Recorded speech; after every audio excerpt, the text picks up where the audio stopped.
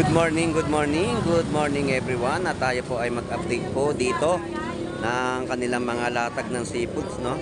So, ayan po, alamin natin yung mga presyo ng kanilang mga latagan dito ng tilapia Batangas.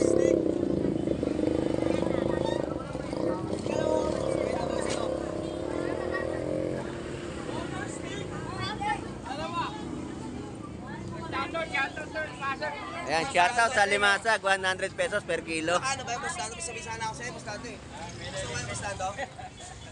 120 per kilo, no? 350 po sa per kilo ng mga pusit. Pag ikaw boss bukuwal, wala akong magagawa kung ayaw nyo. Ikaw ang gusto mo.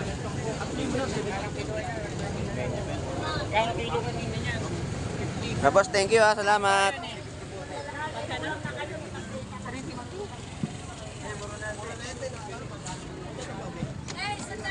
So marami pa rin sa ating mga kababayan ang namimili, no? So hanapin natin yung presyo ng mga latag. Ito po yung Golden Pompano sa 350 per kilo.